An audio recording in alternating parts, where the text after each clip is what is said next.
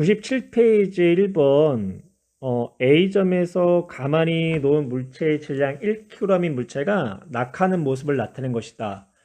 중력 포텐셜 에너지는 A점하고 C점이 40만큼의 차이를 보이고요. 그 다음에 B하고 D 사이의 포텐셜 에너지는 50만큼의 차이를 보이고 있대요. 그리고 또 여기 어떤 문장이 나오냐면 C에서의 속력은 D에서의 2배다 라는 말이 나와 있는데, 이게 어떤 의미를 갖고 있냐, C에서의 속력이 B에서의 2배라는 거는 C에서의 운동 에너지가 B에서의 운동 에너지의 몇 배가 되냐면 4배가 된다는 거야. 그래서 B에서의 운동 에너지를 우리가 그냥 EB라고 할까? EB라고 하고, C 지점에서 운동 에너지를 EC라고 한다면, 다시 한번 쓸게.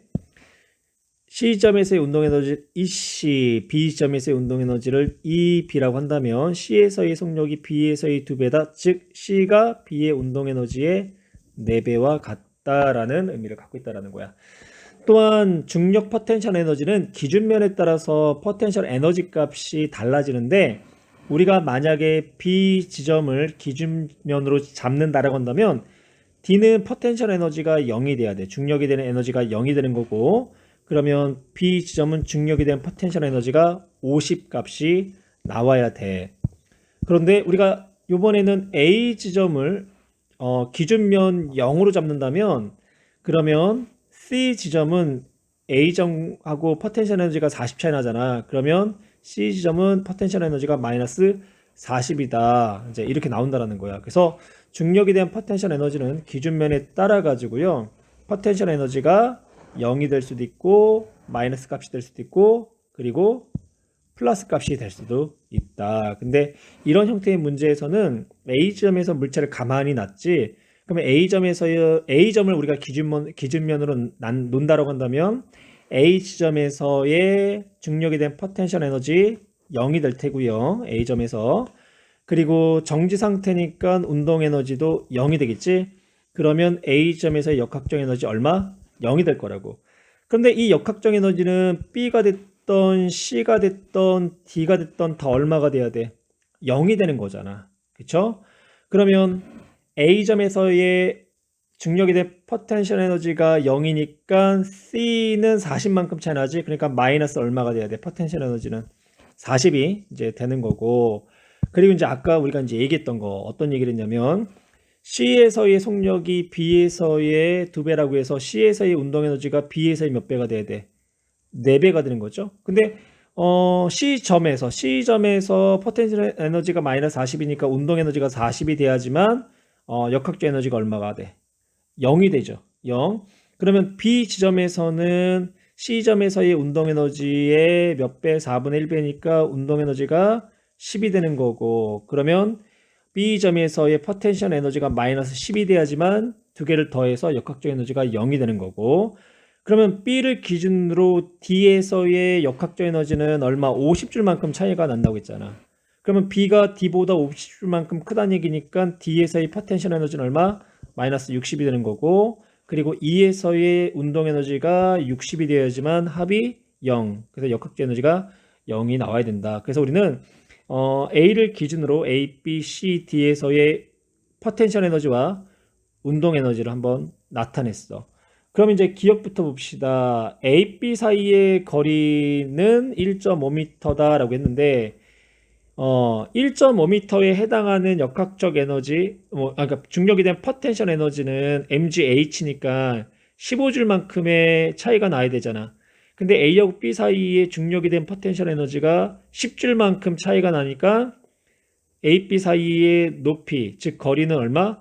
1m만큼 차이가 나야 되겠죠. 그래서 mgh가 10이 나와야 돼서 1m만큼 차이가 나야 된다. 그래서 기억은 틀렸고, C와 D 사이에서의 중력의 물체, 그러니까 CD 사이에서 중력이 물체한 일. 그러면 중력이 물체에 대해서 일을 했다라는 거는 물체를 끌어당긴 거잖아. 그러면 끌어당긴 만큼 뭐가 증가를 해야 돼?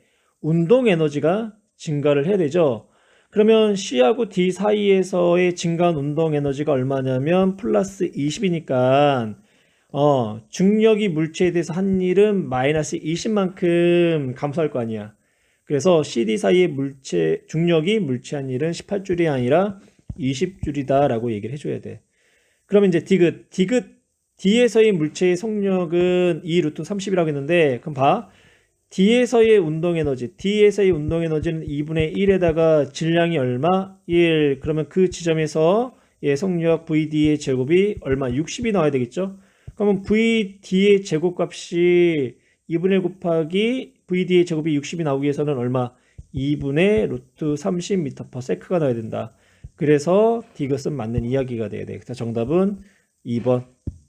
97번에 2번. 질량이 1kg인 물체, 마찰이 없는 빗면에 A에서 10m/s의 제곱이라는 속도로 물체를 집어 던졌대. 그리고 그때의 이제 중력 포텐셜 에너지는 0이라고 했고요.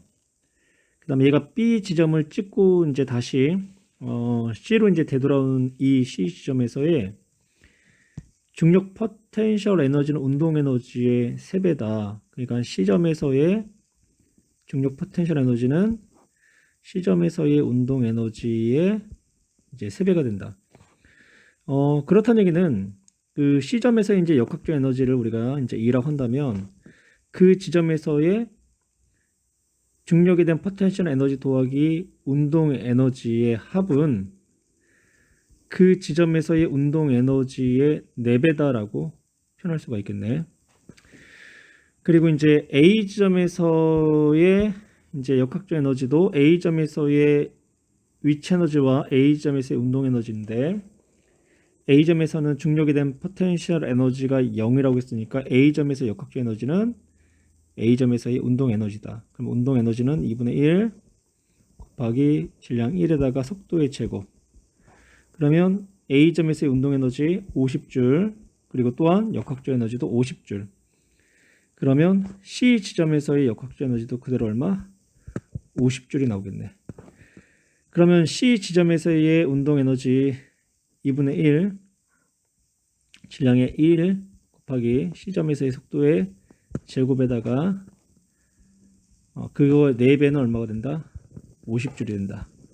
그러면 C 지점에서의 물체의 속도의 제곱, 바로 이제 속도를 계산할까? 속도의 제곱이 25가 되니까 속도는 얼마? 5m/s의 제곱이다. 그런데 여기서 우리가 좀 유념할 게 뭐냐면, 처음에 A점에서는 물체를 이쪽 방향으로 집어 던졌기 때문에 이 A점에서의 물체 속력은 플러스 방향의 10m/s가 되어야 돼. 속도의 개념으로 본다면. 그러면 C점 같은 경우는 얘가 이제 뭐야? 운동 방향의 반대 방향이니까 정확하게 얘의 속도의 개념, 즉 운동 방향까지 표현하면 앞에다가 마이너스, 그래서 마이너스 5m/s의 제곱이다. 다시 써줍시다. 마이너스 5m/s의 제곱이다. 마이너스 5m 세크의 제곱이 아니라 세크가 되는 거죠. 속도가 되는 거니까. 그래서 이제 A하고 C점에서의 물체의 속도를 나타냈어. 그래서 이제 보기에서의 기억, C에서의 물체의 속력은 5, 그렇죠? 방향은 마이너스지만 크기는 5m/s를 갖게 될 거라고. 그 다음에 B에서 물체의 가속도의 크기를 물어봤는데, 지금 얘는 어차피 아래쪽 방향으로, 이제 이쪽 방향으로 가속 운동을 할 거야. 근데 굳이 뭐 B점에서의 가속도의 크기를 물어봤는데, 이거는 그냥 A점에서의 가속도나 C점에서의 가속도나 B점에서의 가속도나 이쪽 방향으로 동일한 등 가속 운동을 하게 돼. 그래서 뭐 A, B, C 상관없다라는 거야. 그런데 여기서는 이제 B에서의 물체의 가속도의 크기를 물어봤으니까 뭔가 B 지점의 뭔가를 이용해서 가속도의 크기를 이제 계산을 하라고 하는 그런 이제 뉘앙스 같아. 그러면 지금 이 물체 A점에서의 속도 나와 있고요. 그리고 또 B점에서의 속도 나와 있죠. 근데 B점에서의 속도는 정지가 되겠네. 정지. 그렇지. 그러면 이때는 미지수가 2개잖아. 이동거리도 알아야 되고 가속도 알아야 되고. 그래서 B점에서의 가속도의 크기는 직접 계산이 안 되고요. C 지점에서의 속도를 가지고 A에서 B, B에서 C, C에서 다시 A까지 돌아오는 데에 등가속도를 계산할 수 있을 거야.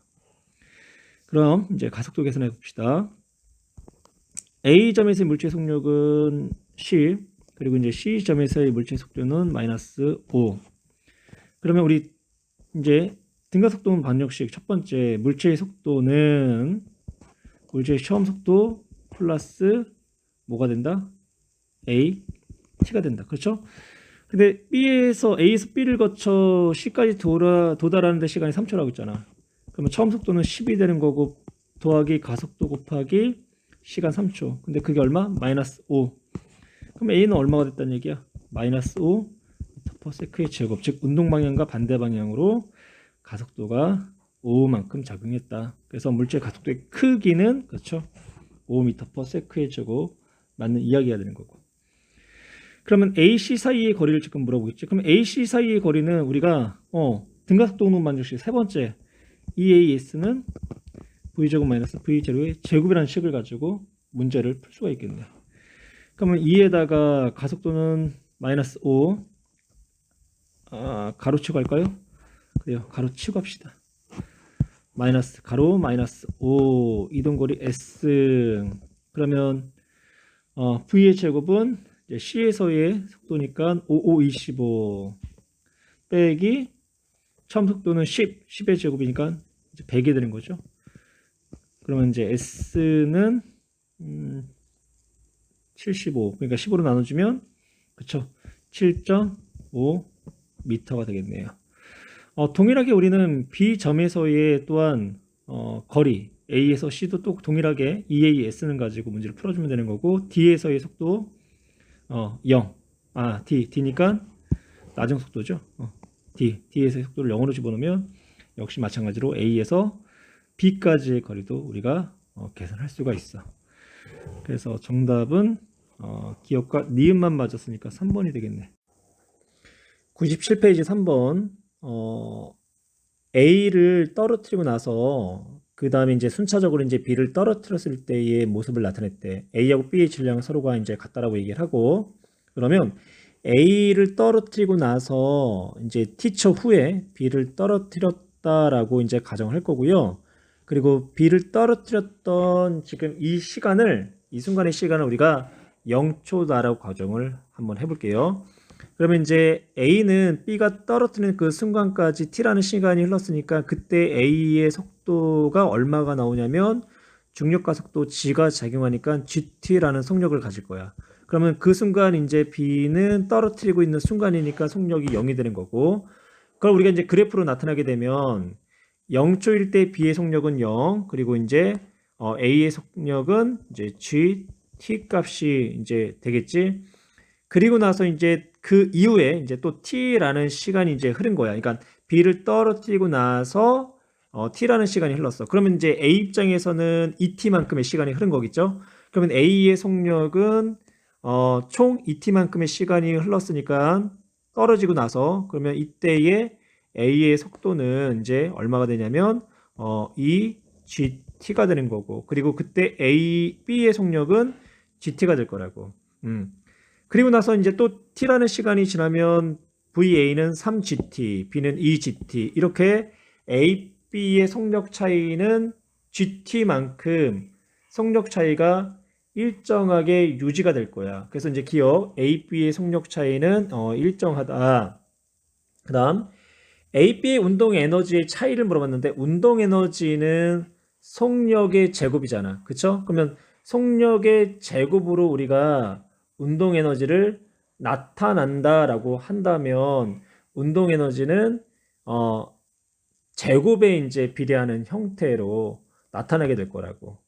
그래서 A, B 운동 에너지 차이는 일정하다가 아니라 이제 뭐야 차이는 증가한다라고 해줘야지만 니는 맞는 이야기가 되는 거고. 그 다음에 이제 A, B 사이의 거리는 이제 증가한다라고 했는데 시간에 따른 속도 이제 그래프에서 그래프의 밑면적이 의미하는 게 뭐냐면 물체가 이동한 거리를 의미하잖아. 혹은 위치의 변화량. 그럼 지금 A하고 B의 사이의 거리는 이 두 시간에 따른 속도 그래프의 이 밑면적의 이 차이가 되는 거죠. 그래서 어떻게 돼? 시간이 지나면 지날수록 이 A, B 사이의 밑면적 값은 일정하게 어떻게 돼? 일정하게 증가하고 있죠. 그래서 A, B 사이 거리는 일정하게 증가한다. 즉 증가한다. 그래서 기역과 디귿이 답이 돼야 돼요.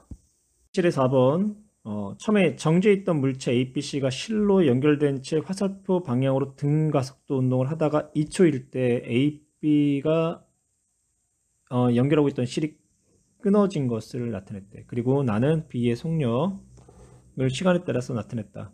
그리고 B의 질량은 m이다 라고 표현했어. 그러면 얘를 이제 2초 전후를 가지고 이 물체에 작용한 힘과 가속도를 표현할 건데, 첫 번째 0에서 2초 사이에는 A는 이제 왼쪽으로 중력 가속도가 10이니까 10ma만큼의 힘이 작용하는 거고, 그리고 오른쪽 방향으로는 10mc만큼의 힘이 작용할 거야. 그래서 얘네는 이제 왼쪽 방향으로 가속도가 5m/s의 제곱이라는 등 가속 운동을 하는 거고, 그리고 이제 2초일 때 이제 실이 끊어졌잖아. 실이 끊어졌으니까 오른쪽 방향으로 C에 작용하는 중력은 MC, 10mc가 되는 거고, 그때 오른쪽 방향으로 가속도가 5m/s의 제곱이 작용했다. 왜냐? 0에서 2초까지는 속도, 시간이 이만큼 증가한 동안 속도가 플러스 방향으로 10만큼 증가했으니까 가속도가 5m/s의 제곱이 되는 거고, 그리고 2에서 3초 동안은 시간이 1초 동안 증가한 동안 속도는 얼마? 5만큼 감소했지. 그래서 이제 가속도의 방향이 0에서 2초는 왼쪽, 2초 위에는 오른쪽 이렇게 나타낼 수 있어. 그러면 2초 이후에 운동 상태를 통해서 우리는 이제 C의 질량을 한번 나타내 볼 건데, 두 물체의 알짜임 m 플러스 mc 곱하기 가속도 바로 씁시다. 5는 C에 작용하는 무게 10mc가 되는 거죠. 그러면 이제 계산해주면 C는 뭐가 같다? 질량? M과 같다. 그래서 우리가 C 질량 대신 M으로 표현해 줄게요. 그러면 C에 작용하는 무게도 10M, 이제 이렇게 나타낼 수가 있는 거지. 그 다음에 이제 첫 번째 0에서 2초 1대를 한번 봅시다. 세 물체 알짜임 MA에다가 B와 C의 질량이 M이니까 2M 곱하기 가속도 A는 왼쪽으로 10A, 그 다음 오른쪽으로는 10M. 그러면 계산해주면 A의 질량이 얼마 나오냐면 4M 값이 나온다고. 그래서 왼쪽으로 작용한 힘이 40M, A의 질량이 4M이기 때문에. 그러면 이제 기억 C의 질량은 M 맞고요. A의 질량은 B의 4배다. B의 질량이 M이고 A의 질량이 4M이니까 니은 맞죠? 이어서 디귿 2초 후에 C의 역학적 에너지는 일정하다고 했는데 2초 이후의 운동 상태를 다시 한번 표현해 볼게. 2초 이후에는 처음에 가속도의 방향과 반대 방향으로 가속도가 작용하기 때문에 빠르기가 점점 어떻게 되냐, 운동 속도가 점점 감소한다라는 거야. 그래서 어느 순간 이제 정지를 하겠지. 하지만 2초 이후에 3초까지 우리가 운동 상태를 본다면 운동 방향은 아직 0 이하로 떨어지지 않았기 때문에 아직 운동 방향은 원래 운동 방향이었던 B는 이쪽, C는 이쪽으로 지금 운동을 하게 되는 거야.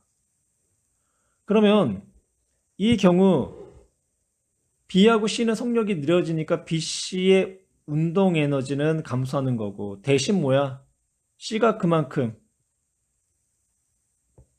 위치 에너지가 증가하는 거죠. 그쵸? 그럼 봐봐. BC의 전체 역학적 에너지는 보존이 되는데 B의 운동 에너지가 감소하고 C의 운동 에너지가 감소한 만큼 C의 위치 에너지가 증가한다라는 거는 결론적으로 C의 역학적 에너지는 어떻게 돼? 증가한다라는 거죠. 그래서 C의 포텐셜 에너지, 그러니까 C의 포텐셜 위치 에너지의 증가량보다 C의 운동 에너지량이 더 감소한단 말이야. 더 작단 말이야. 그래서 B의 감소한 운동 에너지가 그거의 차이만큼 더 C의 포텐셜 에너지로 더해지는 거지. 그래서 C의 전체적인 역학적 에너지는 증가한다. 하지만 B의 역학적 에너지는 감소한다. 그만큼 C의 역학적 에너지가 증가한다.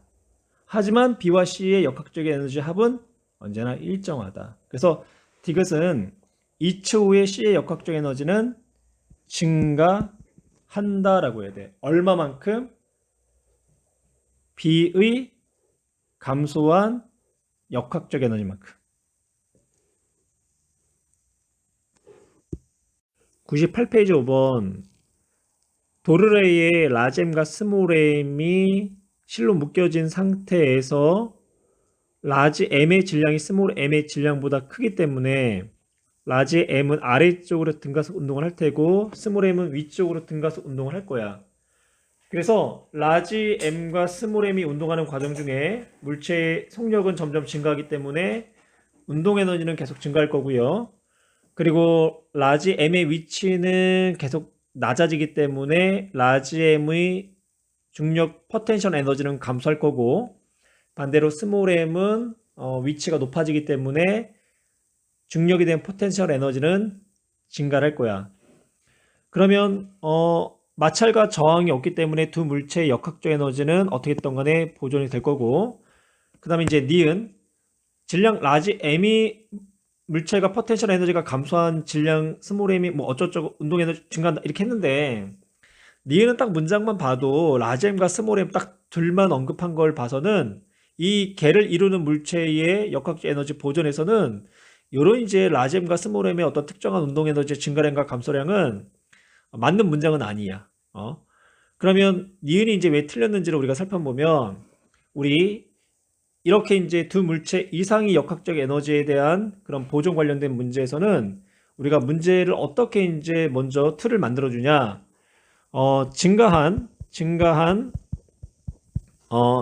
역학적 에너지가 있을 거 아니야. 네, 증가한 역학적 에너지가 아니라 에너지들이라는 표현을 쓸 거야. 왜냐면 두 개의 물체가 개를 이뤘기 때문에 하나만 역학적 에너지가 증가하는 게 아니라 또 다른 하나도 역학적 에너지가 증가할 수 있다고. 또 반대로 또 다른 누군가 역학적 에너지가 감소하면 또 다른 누구도 역학적 에너지가 감소할 수도 있어. 그래서 증가한 역학적 에너지들이라고 표현할 거고요. 그 다음에 이제 또한 감소한 역학적 에너지들이다라고 표현할게.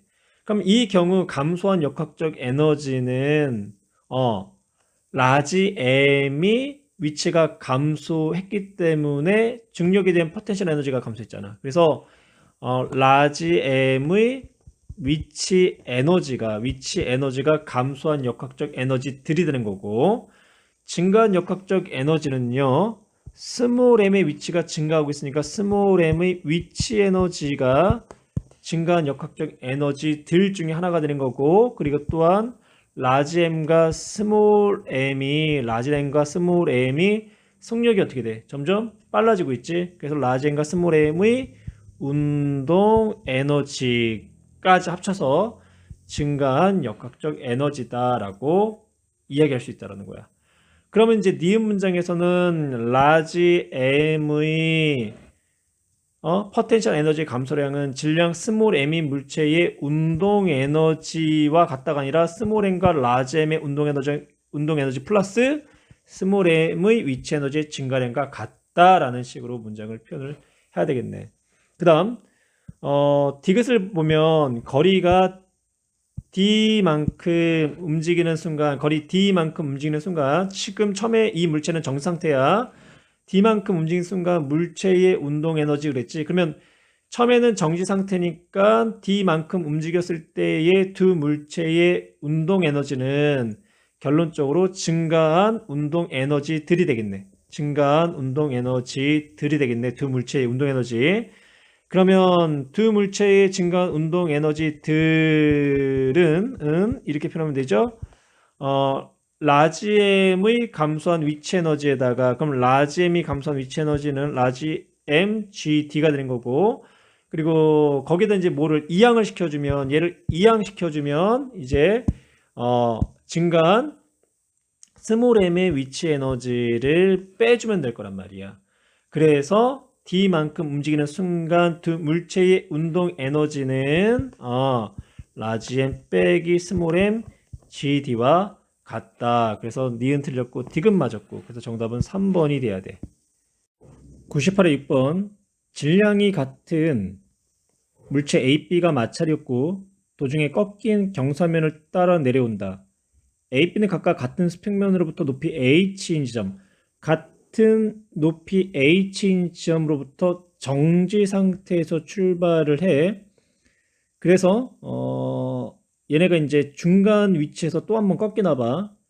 그러면 A하고 B는 H 지점에서의 역학적 에너지가 중력에 대한 포텐셜 에너지가 되는 거고, 그리고 지면에 떨어질 때의 역학적 에너지가 운동 에너지가 되기 때문에 A, B가 지면에 도달했을 때의 속력은 일정할 거야.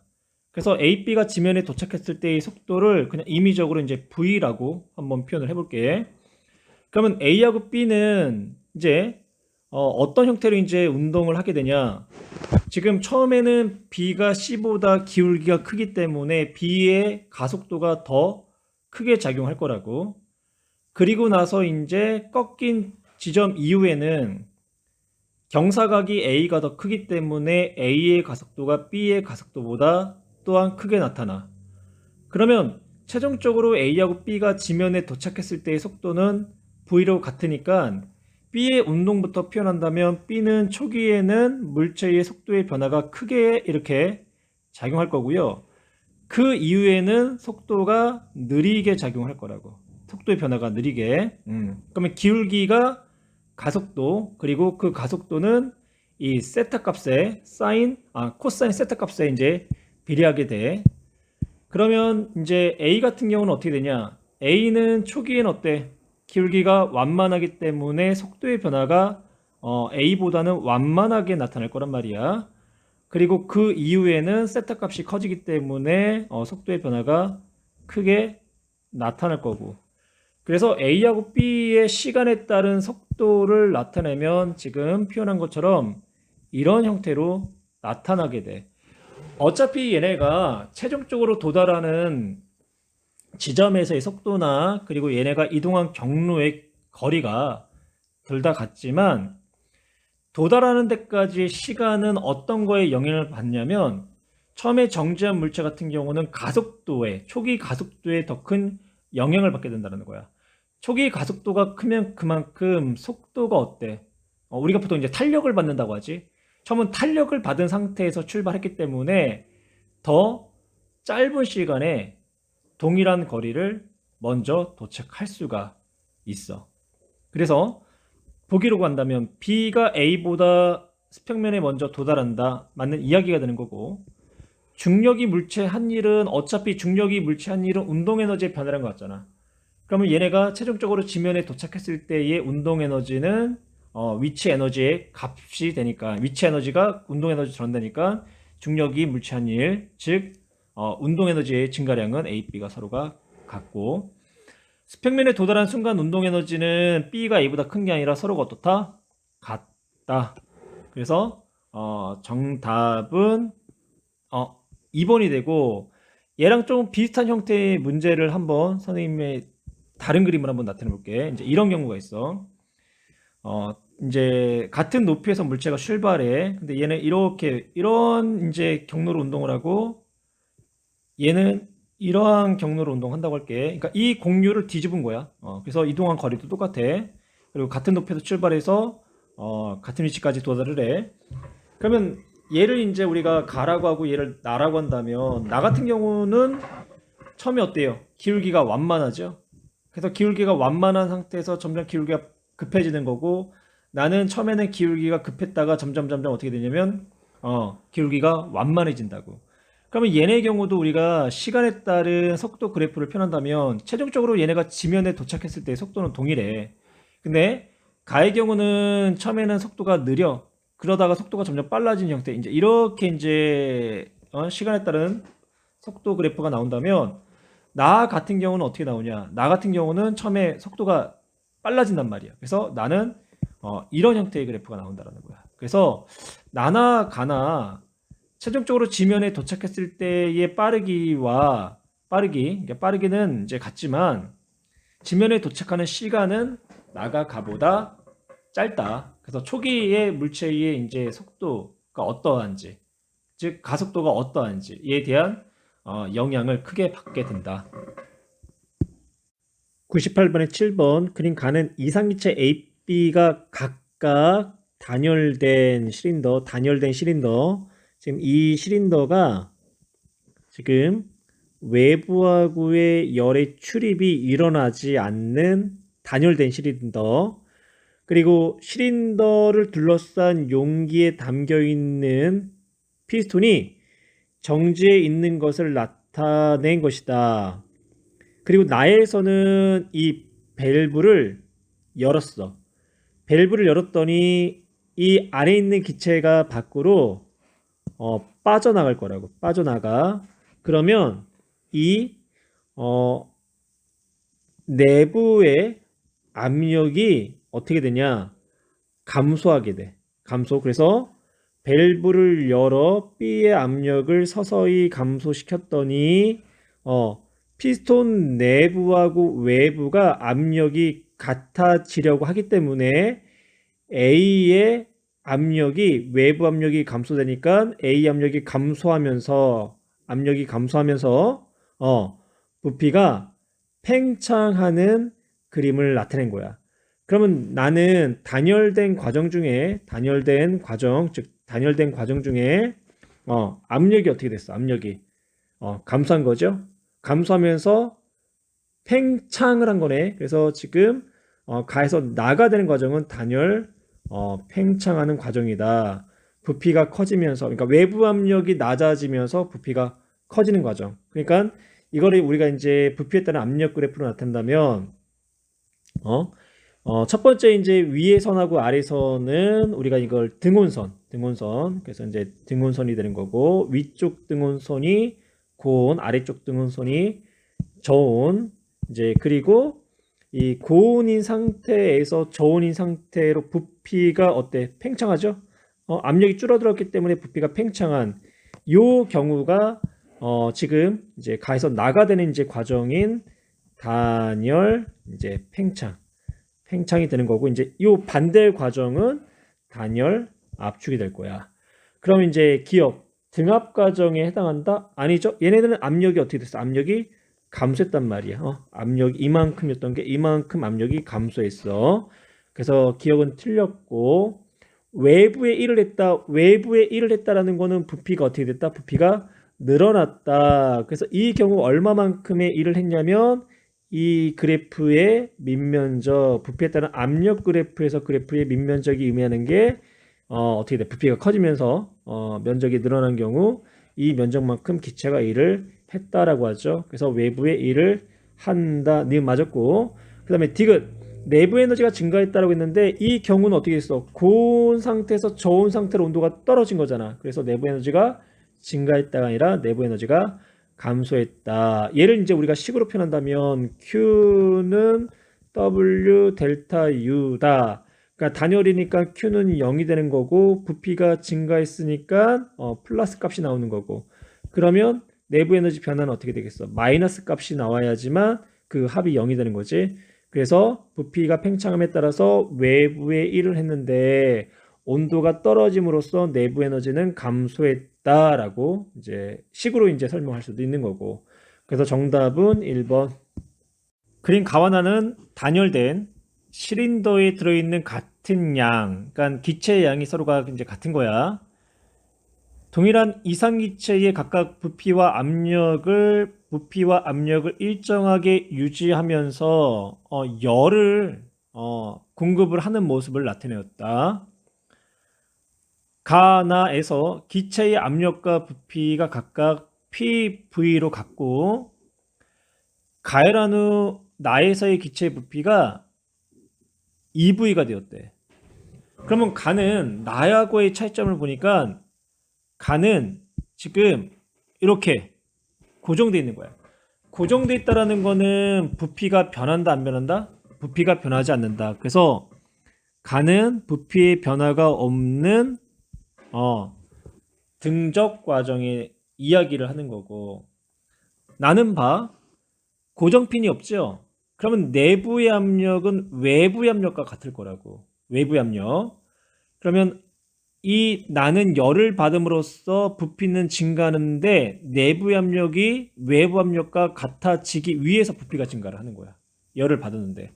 그럼 나는 내부의 압력이 외부의 압력과 동일한데 외부의 압력은 변하지 않죠. 그럼 내부의 압력도 변하지 않겠네. 그래서 나의 경우는 등압 과정이다. 압력 변화가 없다. 이렇게 표현을 하게 되면 돼. 그러면 가고 나는 처음에는 압력이 같았단 말이야. 근데 가는 부피가 일정한 대신 압력이 증가한 거고 나는 압력이 일정한 대신 부피가 증가한 그러한 이제 열역학적 과정이 돼. 그럼 얘를 한번 부피에 따른 압력 그래프를 한번 나타내 볼게. 그래서 가의 경우는 부피가 일정하고 압력이 증가했으니까 PV라는 압력과 부피에서 이렇게 부피는 일정하지만 압력이 이렇게 증가한 이제 이러한 형태의 과정이 된 거고 이제 나의 경우는 압력은 일정하지만 부피가 어떻게 됐어? 부피가 EV만큼 계속 열을 가하게 되면 부피는 계속 이렇게 증가를 하겠죠. 그래서 이러한 이제 과정에 열역학이 일어났다. 그러면 기체 압력은 가가 나보다 크다. 그쵸? 가는 압력이 증가했으니까 부피는 일정하고 나는 압력은 일정한 대신 부피가 증가했으니까 기억 맞는 이야기가 되는 거고 그 다음 니은 기체의 내부 에너지는 이라고 물어봤는데 기체 내부 에너지 우리 첫 번째 가의 경우는 Q는 W 플러스 델타 U인데 W 한 일 없잖아. 그러면 공급받은 열이 다 뭐로 전환되는 거야? 다 내부 에너지로 증가하는 거죠. 근데 나의 경우는 공급받은 열이 일부분은 뭐야? 1로 전하고 일부분은 내부 에너지로 증가하잖아. 그러면 이 나의 경우는 1과 내부 에너지를 서로가 나눠 갖는단 말이야. 뭐 동일하기는 아니겠지만 그래서 기체의 내부 에너지는 가가 나보다 크다. 니은도 맞고 디귿 나에서 기체의 내부 에너지의 증가량은 이제 PV다라고 했는데요. 그러면 나에서 이제 봅시다. 나에서는 한 일이 얼마냐면 압력은 P로 일정한데 부피가 얼마 증가했어? V에서 2V, 그러니까 V에서 2V를 증가했으니까 기체가 한 일은 결론적으로 델타 V. 델타 V가 V죠? 그러니까 PV만큼 일을 한 거야. 그러면 이때의 이제 내부 에너지 증가량 델타 U는 PV가 아니라 뭐야? Q 마이너스 공급받은 열에다가 한 일, PV를 빼준 값이 되겠지. 그래서 디귿 나에서 기체의 내부 에너지 증가량은 PV가 아니라 Q 마이너스 PV다. 99의 9번 가는 단열된 시린더에 일정량의 이상기체가 들어있고 모래가 올려진 단열된 피스톤이 정지해 있는 모습을 나타낸 것이다. 그림 나는 가에서 피스톤 위에 모래의 양을 조절하거나 기체에 열을 가해 기체 상태를 A, B, C로 변화시켰을 때의 압력과 부피를 나타낸 것인데 A하고 B는 어떤 과정이냐면 단열 과정이야. 근데 단열 과정인데 부피가 줄고 압력이 어떻게 됐어? 증가했죠? 그럼 이때 A, B의 과정은 단열 압축이라고 표현하면 되겠죠. 단열 압축. 그러면 단열 압축되는 과정 중에서는 온도가 어떻게 돼? 온도가. 그러니까 온도 변화가 이제 0보다 크다. 온도가 증가한다. 즉 내부 에너지가 뭐한다? 증가한다. 대신 부피가 감소한 만큼 어떻게 돼? 일은 하는 게 아니라 일은 외부로부터 받는 거죠. 그 다음 B하고 C는 등압 과정인데 부피가 어떻게 있어? 부피가 증가했죠. 그래서 이때는 일을 했다. 또한 PV 값이 증가하니까 온도도 올라갔죠. 내부 에너지도 증가했다. 그래서 이제 A, B를 우리가 이제 식으로 나타낸다면 A에서 B 과정은 Q는 W 더하기 델타 U인데 단열, 열취립은 없어요. 0이야. 근데 단열 압축되면서 한 일은 받은 거야. 마이너스가 되는 거고 그리고 온도가 올라감으로써 내부 에너지가 증가했다라고 표현하면 되는 거고 그 다음에 이제 B에서 C 과정은 역시 Q는 W 델타 U라고 표현하면 되는데 이때는 단열 팽창 1 했다. 그리고 온도도 어떻게 돼? 증가했으니까 내부 에너지도 증가했다. 즉 열을 뭐야? 열을 받아서 1도하고 내부 에너지도 증가했다라고 이야기할 수가 있을 거야. 그러면 이제 기억부터 봅시다. A에서 B 과정인데 A에서 B 과정은 압력이 어떻게 됐어요? 압력이 증가했죠? 그러면 모래의 양을 감소시킨 게 아니라 대래 뭐야? 모래를 더 위에다 부어야 될 거라고. 그래서 기억은 틀렸고 A에서 B 과정에서 기체의 내부 에너지는 증가한다. 그렇죠? 단열 압축을 하게 되면 어떻게 돼? 온도가 올라감으로써 내부 에너지가 증가하는 거고 디귿 B에서 C 과정에서 흡수한 열은 내부 에너지 증가량과 같은 게 아니라 내부 에너지 증가량과 기체가 한 1의 합과 같다. 그래서 외부의 기체가 한 1과 내부 에너지의 증가량과 같다. 합과 같다. 그래서 디귿도 틀렸어요. 그래서 정답은 1번이 돼야 돼. 99에 10번 그림같이 냉장고에 넣어 차갑게 한 페트병 입구를 물로 골고루 적신 후 동전을 올려놓은대. 그러면 그리고 나서 이제 페트병을 양손으로 감싸 잡으면 동전이 톡톡 튀게 된다. 이를 보고 학생이 나눈 대화 중 옳은 학생만을 있는 대로 고른 것은 이라고 했네. 일단 첫 번째 영희 한번 더 볼까? 영희 손에서 페트병 안의 공기로 열이 이동한다. 그러니까 열이 손바닥에서 페트병 안으로 이동했냐라는 거야. 우리 이제 연력학 제2법칙에 의하면 열의 흐름은 고온에서 저온으로 이동을 하지. 그러면 냉장고에서 꺼낸 페트병은 온도가 영하일 거 아니야, 영하. 그리고 사람의 체온은 36.5도.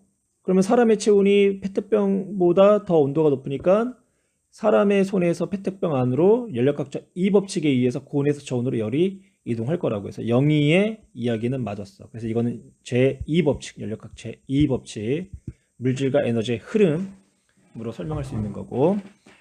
민수, 페트병 안의 공기의 내부 에너지는 감소한다고 했는데 연력학 제2법칙에 의해서 열이 이동했단 말이야. 손에서 페트병 안으로. 그러면 이 열을 받았어. 그럼 열을 받았으면 내부의 온도가 어떻게 돼? 올라갈 거 아니야. 그럼 올라간다는 얘기는 결론적으로 내부 에너지가 어떻게 된다? 증가한다. 그래서 민수의 내용은 틀렸고요. 철수. 페트병 안의 공기는 동전의 역학적 에너지를 공급한다. 연력학 제1법칙에 의하면 공급받은 열은 지금 이제 민수 같은 경우는 이제 잘못된 내용이지만 우리 일단 내부 에너지 증가하겠죠? 그리고 또 공급받는 열이 뭐로 전환돼? 일로 전환된단 말이야. 그러니까 페트병 내부의 공기가 뭐 할 거냐면 팽창할 거라고. 부피가 증가할 거라고요. 그쵸? 그러면서 어떻게 돼요? 동전을 미는 거야. 그래서 동전을 톡톡 튀게 할 거라고. 그래서 동전을 미는 일을 하게 되고 동전은 톡톡 튀게 되는 이러한 이제 역학적 에너지로 전환이 돼. 그래서 철수 내용도 맞았어요. 그래서 답은 4번.